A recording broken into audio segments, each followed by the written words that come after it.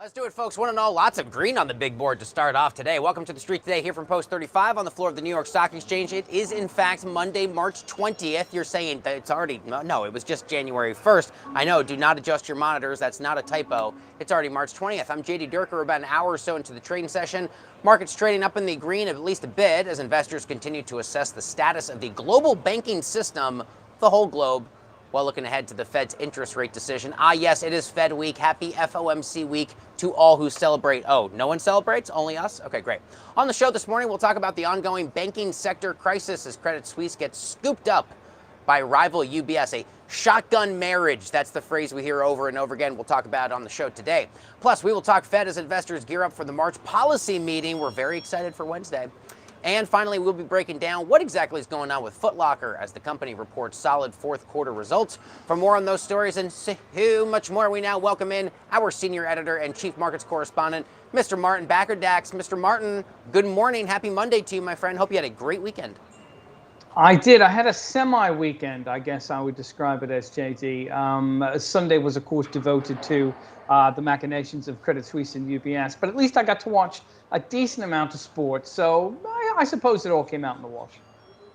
When you get big policy announcements from the Fed, this is now the second Sunday in a row we've got, but you've also got college basketball to watch. You kind of need to do a little bit of dribbling on your own, right? A little bit of this, a little bit of that. I do want to first start, if we can, with a look here at First Republic, and then we'll get into the other, some of the meatier stuff. S&P cutting its credit rating for First Republic to B+ from B++.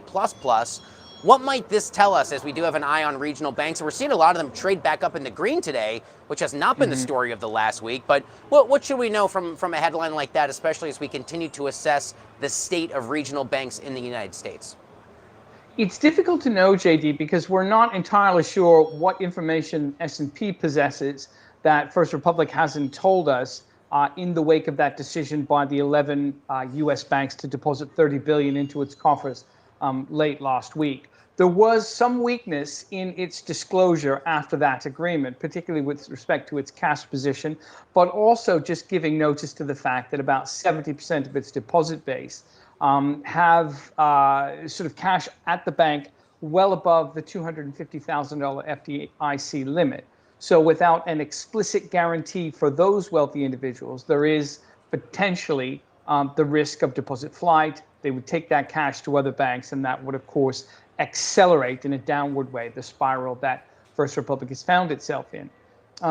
S&P, for the most part, detailed that risk and sort of indicated that if deposit flight were to accelerate, then its conditions would weaken even further still. So again, whilst S&P did put it out on paper, it's not clear to me that they're working on any new information. So I'm not entirely certain as to why the stock is so deeply in the red this morning. My suspicion, and it's simply this at this point, JD, because I haven't done any reporting on it, is that we have suggestions that First Republic would like to raise more capital, and to do so, they will probably have to sell more shares. That's going to be dilutive to current investors, and they're marking down shares as a result of that possibility.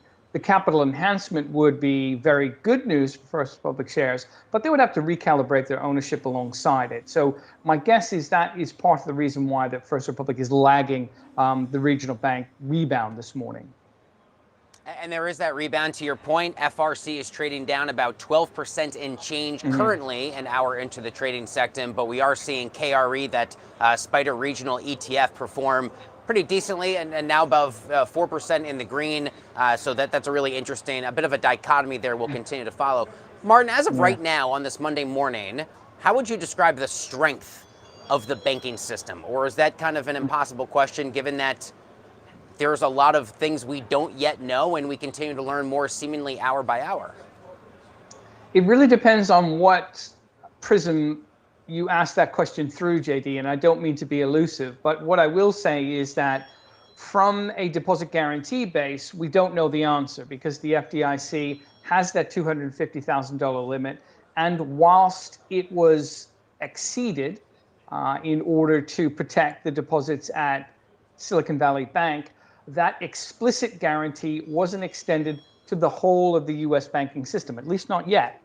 And the law doesn't allow it to do so. So there would have to be legislative change in order to make that guarantee explicit for every depositor around the country. And that doesn't appear on the horizon anytime soon. So in that narrow perspective, the solidity of the banking system has to be predicated on the individual nature of each balance sheet and to what degree an investor might think there could be deposit flight as a result of this lack of explicit guarantee. So that's one way to look at it.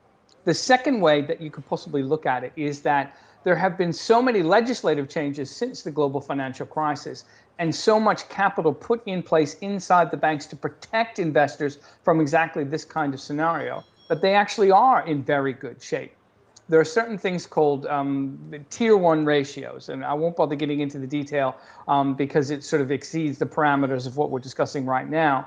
But essentially, what you want to do as a bank is pack as much capital into almost a buffer zone between your business model and investors. And the thicker that ratio gets, the more protected investors are. Those ratios are much thicker than they were in 2008 as a result of the legislative changes that were pushed through. Now, what didn't happen through the legislative changes was a focus on things like depositor concentration. In the case of SVB, there were too many deposits that were concentrated in the tech sector. And once they began to fly, you had, as a result, that systemic risk. In the case of First Republic, you probably have too many wealthy individuals, all above the $250,000 threshold, and not enough people across the lower end of the spectrum to steady the ship. So you would imagine that legislators will have to look at that. But the capital base is absolutely secure, and the assets, for the most part, JD, are extremely secure because they consist, for the large part, of treasury bonds, agency bonds, and mortgage-backed securities, all of which have a very high credit rating. And whilst the duration is very different for each individual institution, they're still going to be made whole at par, whether it's in 2 years, 5 years, or 10 years. So your question is a good one, but it has three separate and possibly even many separate answers after that, which makes it so complex from an investor point of view, and why, in part, you see so many disparate reactions in various financial markets as a result of just simply asking that very basic question. It's a basic question, but I had a suspicion it would not be a basic answer, and you are the only person who could still give a non-basic answer in such an easy, digestible way, so I do appreciate that. And I did not think you were being elusive, and I hope the question wasn't too difficult, and of course you stuck the landing as you always do. Okay, over to UBS we go. It's been forced here by the Swiss government, takeover of Credit Suisse for the equivalent of 3.2 billion US dollars. We are hearing the phrase, as I said at the top of the show, shotgun wedding, some call it an arranged marriage of sorts. As we talk about the story, will this be enough, you think, to assuage any concerns still lingering over the state of global banking, Martin? It should do. I really think it should do. It doesn't come without complications, but nonetheless, I think the fact that the Swiss regulators, the government, the Swiss National Bank, etc., moved reasonably quickly over the weekend to get this thing sorted is a signal that markets should take as positive.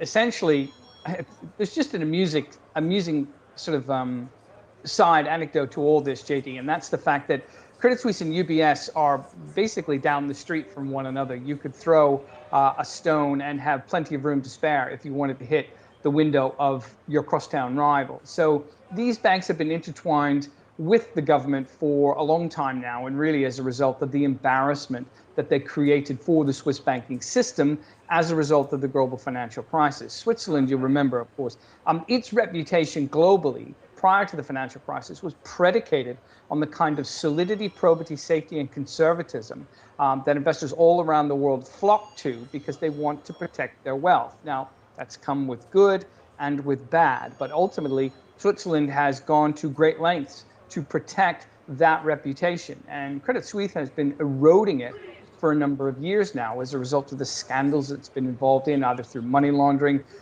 dealing with dodgy investors, dealing with different sorts of potential illegality, and just having a whole series of management missteps. So to some degree, I don't think regulators or government officials shed a tear for Credit Suisse when they arranged this deal over the weekend. And as a result, what you saw, JD, was UBS getting a tremendous bargain. They only had to pay about the 3.2 billion US dollars, all of it based on UBS stock price. They got a backstop for about 10 billion of potential losses that are already sitting in the Credit Suisse portfolio. And there is the explicit guarantee of about 100 billion more if this thing were to go south as a result of the combination. So UBS gets away with a great deal. The Swiss government gets rid of a troubled child, and hopefully the banking system itself can rest easy knowing that there's one less possibility for damage as a result of this combination, which again has to be said was at the behest of regulators and not investors. I was there in Zurich in September, and you are right when you say, for people who don't know, I mean, these buildings are they are catty corner to one another, and they're right there. Yes, and the one thing fantastic. I remember the most is that I was there Friday after the close of trading. I was there on a Friday, and it really reminded me of being down here in the financial district in New York. It's a lot of people that obviously they're very well dressed for their hedge fund or investment banking jobs, and then they go out and they blow off steam over lots of drinks with their coworkers, and they openly complain about the work environment. And I was right there with them, and I was like, oh, wow, here we are in Zurich for people who work for these two banks, and it's much like being down here in Lower Manhattan. But to this point about Credit Suisse, Art Hogan, of course, of B. Riley Wealth Management, said that UBS's takeover of Credit Suisse is, in his words, unambiguously good for the overarching concerns about the stability of the global banking sector. I know I'd imagine, based on your previous response, Martin, you are inclined to agree. And is that the prevailing view, do you think? I do. And I will confess, I generally agree with whatever Art is saying about financial markets, because I think he's a sober judge of all this and sees things through a lens of logic rather than emotion. But I think he's absolutely correct. The one caveat that I would make with respect to this, and for the most part, it's a European situation, but that doesn't mean that we're isolated from it here in the United States, is that through this deal, there was a certain type of bondholder that sits kind of in the middle of the credit hierarchy. They rank, or should have ranked, above equity holders, but below senior bondholders. And as a result, as people assumed this combination was going to take place, those bondholders should have been protected, or at least should have had some of their investment protected. What the Swiss government and officials did, however, was offer equity to the shareholders and completely wipe out this middle tier of bondholders. They're called AT1 bondholders. Some people refer them as COCO bondholders because they're described as contingent convertible bonds.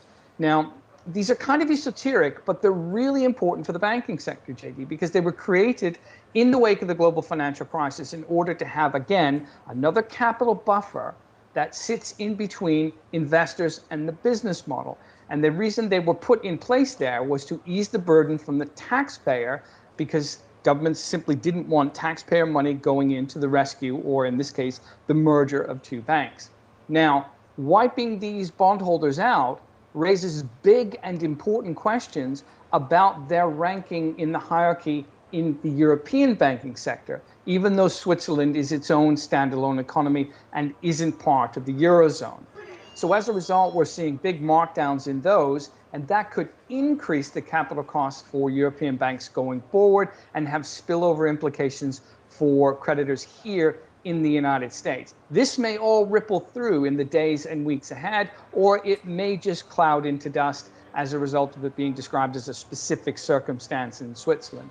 But nonetheless, it is a risk. I think what Art is saying is absolutely true. That's the only caveat that I would add, is that the wiping out of these very esoteric bondholders is something that is going to have implications for Europe and could possibly have implications for investors and creditors here in the United States as well. Like I indicated earlier in the program, we had another Sunday evening announcement from the Fed, this time a joint announcement along with the Bank of Canada, Bank of England, Bank of Japan, the European Central Bank, and the Swiss National Bank. And it was for this announcement. They said, we're announcing a coordinated action to enhance the provision of liquidity via the standing U.S. dollar liquidity swap line arrangements. Martin, the swap line arrangements will now go from weekly to daily. For people who are unfamiliar, what does this mean, and what's your sense as to why this is happening now? I think the Fed just wants to get ahead of any liquidity concerns, JD. Ultimately, as you say, the Fed would auction these swap lines for 7 days, every 7 days. What they're going to do now is auction the swap lines for 7 days, but do it every day in order to just make sure that if indeed there are rollover implications from a banking sector crisis, or indeed a crisis in any asset, and that manifests itself into a shortage of US dollars outside of the United States, then the central banks there can manage it through these dollar swap lines. And as a result, you don't get funding crises as a result of there being a lack of access to US dollars. The Fed has done this on a couple of different occasions. They did it during the trough of the pandemic in the spring of 2020, and they did it during the global financial crisis. They're doing it differently now, though, JD, as I say, I think in an effort to get ahead of any liquidity crisis, because it doesn't appear to be the case just now. So it seems more of a prudent move rather than one of deep concern. But of course, investors may not see the difference between the two. We'll get some data from the European Central Bank later today with respect to how much was taken up in the first 7-day auction this morning. And then we'll monitor those numbers going forward to see if there's any big acceleration. But it's worth noting, JD, that the discount window had record activity last week here in the United States as banks shored up their own funding to make sure that the liquidity remains solid as a result of just investor concern with the regional banking crisis. And the Fed's new backstop liquidity support for banks here in the United States was also quite active, with about $12 billion in the first couple of days. So whenever these liquidity operations are on offer, they do seem to be quite popular. So I should imagine this will be a similar case with the central banks around the world. But again, it's more about being preemptive rather than reacting to something which already exists. What has been the impact on the European banking sector at this point, Martin, given that I know you follow it much more closely than I do, and probably most of our viewers? Mm-hmm. Stocks were off notably this morning, JD, but they paired gains really sharply coming into the start of the U.S. session. I wasn't entirely sure exactly the reason why. Maybe there was just a little bit more sort of a detailed understanding of the UBS Credit Suisse situation. I still feel that the AT1 bondholder situation is something that could manifest itself as being difficult for the European banking sector going forward. But that doesn't seem to be the case today. The banking index, the Stock 600 banking index, which is a subset of financial institutions in Europe, was down about 5% in early trading when I first started to look at it at about 4:30 this morning. They paired that gain to about 1.5% the last time I checked before coming on air. So there does seem to be some confidence which is arising. Maybe some of it is linked to what we witnessed over the weekend with regards to Signature Bank and again, just some other machinations from the U.S. government's perspective to steady the ship here. But I think there is a lot of market volatility at the same time. And the fact that we're seeing paired declines this morning doesn't mean that there isn't going to be stresses throughout the week. How has the banking sector meltdown, the challenges, the headwinds been impacting the crypto market? I wonder, Martin, how much of that could you tell us? And I mean, given that before there was a Silicon Valley Bank issue, there was headlines of volatility impacting Silvergate. I mean, some of these crypto names first before we started to have this maybe presumed contagion into other parts of banking.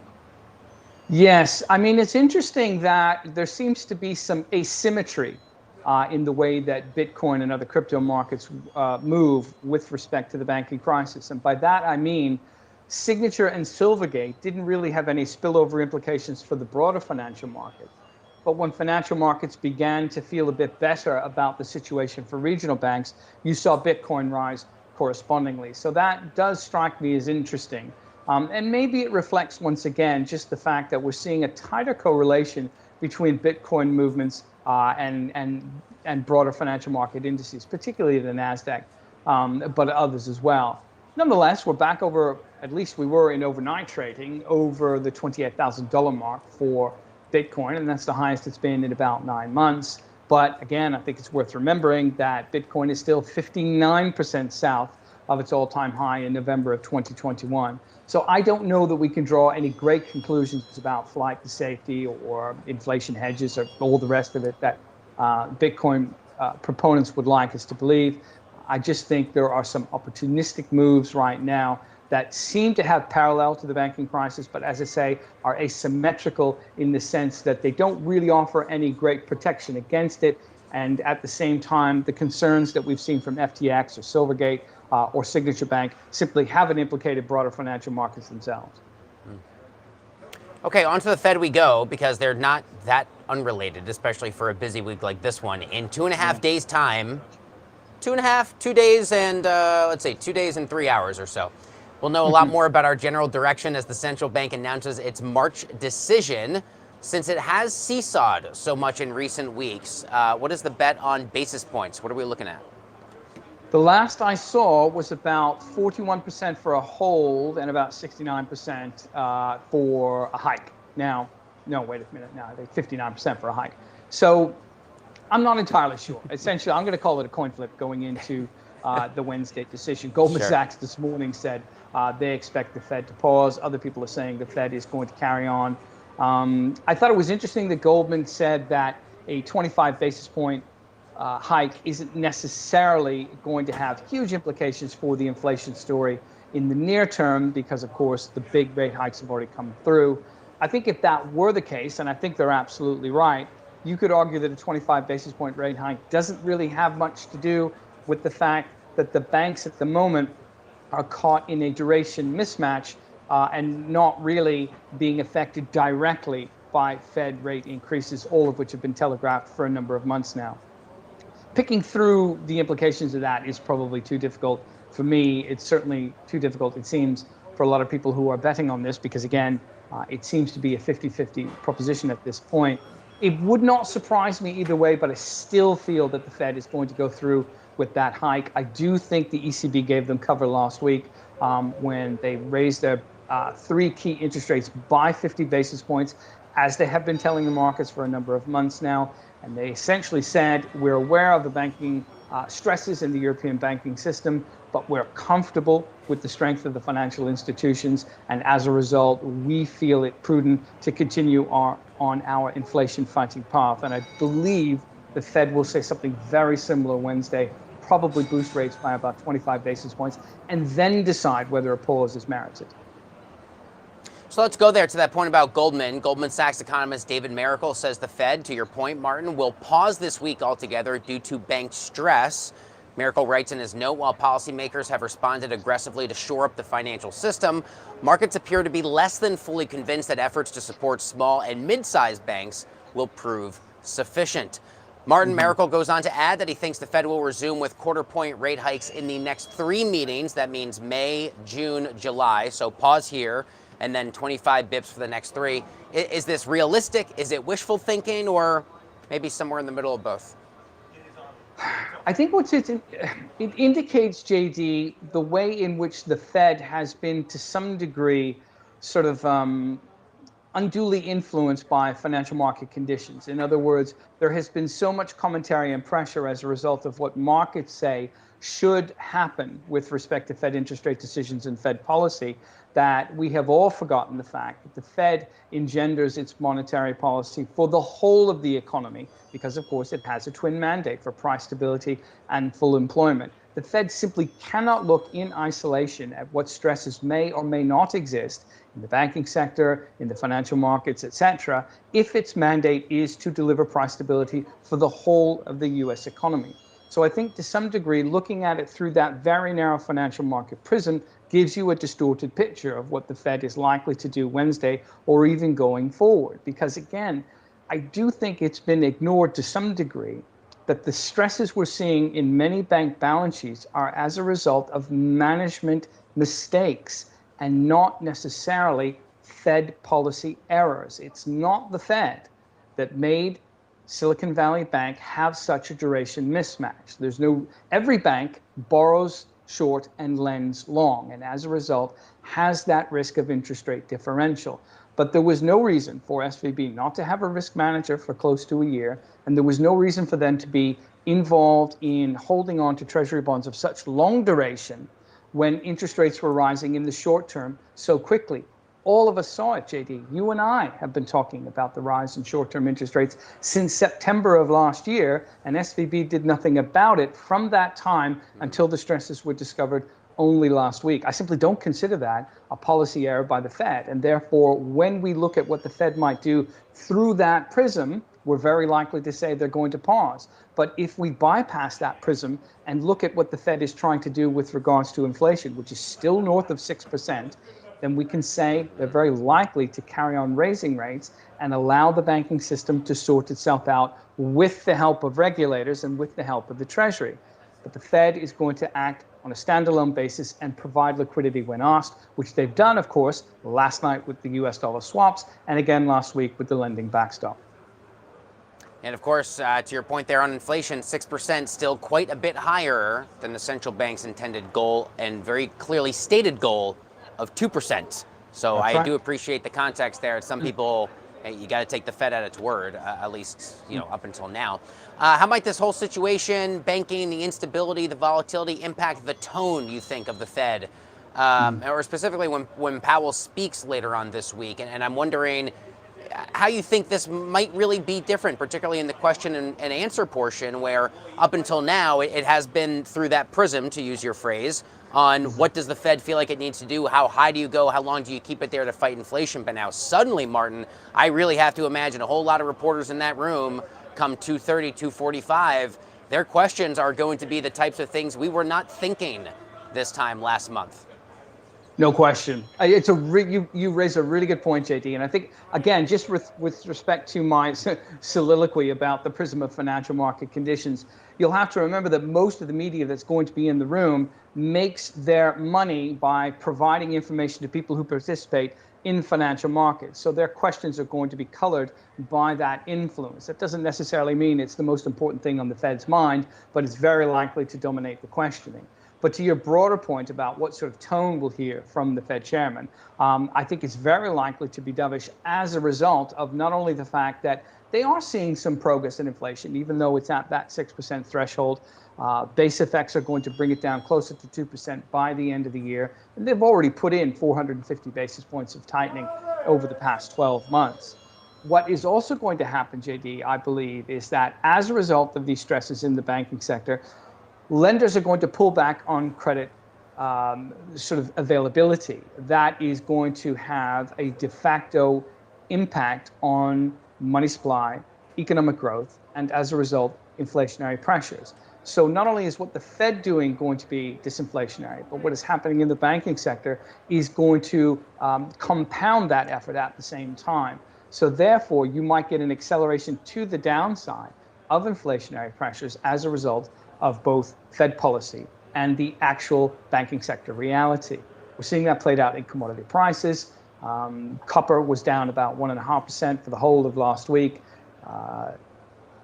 Global crude prices have been slumping for the past 10 to 15 days as a result of the assumption of less demand. Natural gas stockpiles have been building up in markets all over the world. Essentially, what I'm saying is that if we get an economic slowdown, inflation is going to slow with it, and that helps the Fed.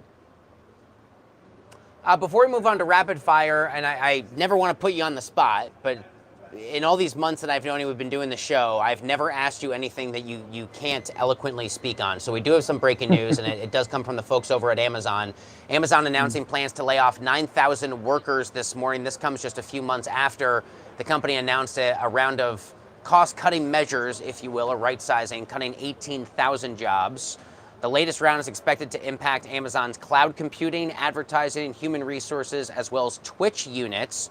Any thought that comes top of mind as we just got that news across the desk a few minutes ago?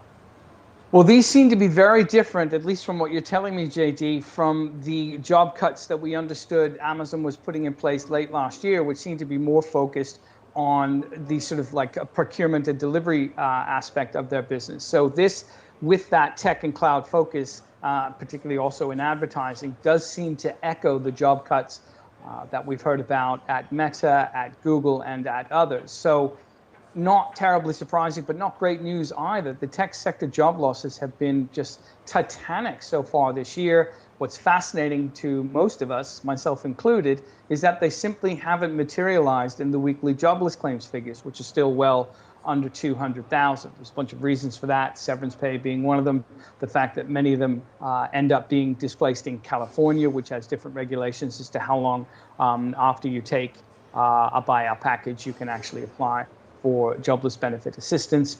There's a number of reasons why they're not sort of materializing in those weekly jobless claims, but they will relatively soon. As the tech sector had been leading growth to the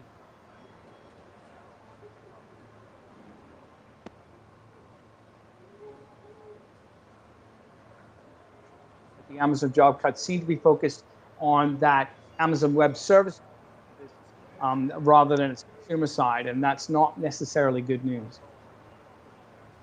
Well, I do appreciate the context there on that breaking news. Of course, this does come from a memo released there by CEO Andy Jassy, and as we get more information throughout the day, we will certainly keep our viewers and readers updated over at TheStreet.com. Okay, time now, my friends, for Rapid Fire. I almost forgot the name of the segment we've been doing for 6 months. Rapid Fire, that's what it's called. Okay, first up, you would think by now I would remember.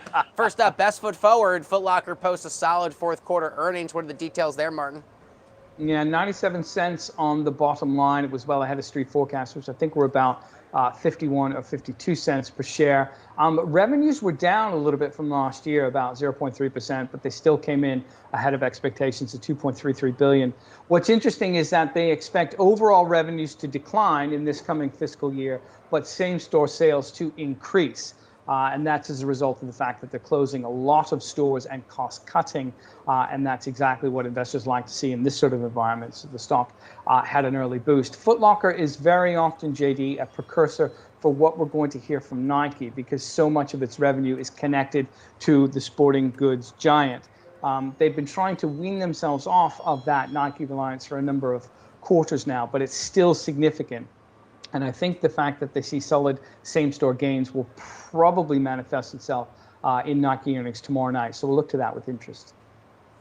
All right, on to number 2 we go. On the dotted line, Signature Bank finds a buy. Is SVB next? They're still trying to get rid of it, that's for sure. They say they have some interest, or at least the bankruptcy officials say they have some interest in SVB. That's going to play itself out this week for sure. But New York Community Bank Corp stepped in as the buyer for Signature Bank. They got a good deal as well, JD. They bought the loan book at a significant discount, and they end up with the Signature Bank deposit base as well. Well, at least most of it.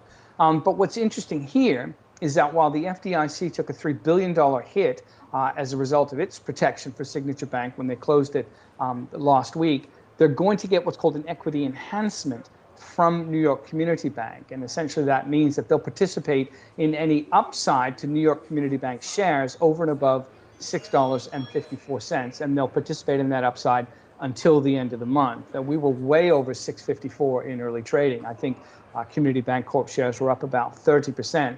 So that's good news, I think, from a taxpayer point of view, in that the FDIC will get some of that lost money back. And good news for Community Bank shareholders because they get Signature Bank assets at a knockdown price. So this seems to be an elegant sort of construction that might explain why we're seeing some of the renewed optimism in the regional banking shares this morning. On to number 3, March insanity. My goodness, is it ever? Top seeds take a beating, but CBS ratings don't. What have you been tracking the last 4 days, Martin? Well, it looks like the Friday night numbers, in fact, JD, across the whole of the NCAA tournament, and that's at TNT, CBS, True TV, and others, was at a record high, 9.3 million viewers in the individual windows. So that's really good news and sort of indicative of the excitement of the tournament, because the number 1 seeds, of course, are just all departing. There's still 2 left. But the fact that 2 are out, I think, is really important. Everybody loves those Cinderella stories, and it's just been compelling television. Over the weekend, the weather hasn't been terribly good either on the West Coast or indeed the East Coast. So a lot of people have been inside watching the games. And it's not often that you get these kind of must-see events for the broadcast television network. So they're taking advantage of it. And it's just been a great deal of fun to see some of the lower ranking teams come through with tremendous victories. Fairleigh Dickinson, Princeton, sort of et cetera. A lot of new names and just a lot of parity in college basketball at the moment, and that's precisely what the broadcasters would like to see. It absolutely is. It makes it all the more exciting for those of us, even if you don't have a dog in the fight, so to speak. Like I don't have, my Wildcats are not in, but you still cannot help but watch. You are riveted by the games. You're riveted by some of these upsets. Do you have a favorite team, either in general or who's still in the tournament? I have been a University of Miami fan for the longest time. Just as a boy, I've always been fascinated with the idea of an American city with a tropical climate. So for whatever reason, I've supported Miami sports teams most of my life. So it's really good to see them still in the tournament. They topped Indiana last night after going down in the second half. And they have one of the best teams in the country. So there's a possibility for them to go all the way. That name, image, and likeness money has changed the program completely, as it has for a lot of others. So I suppose that's the team I'm rooting for. Absolutely, and at least on the men's side, we do have the old Villanova Hall of Fame coach, Jay Wright. It pains me to see the man back wearing nice suits in the CBS studio, but I know he's a fan favorite from reactions on Twitter. It's great to get his perspective. Gigantic ring on as well, doesn't he?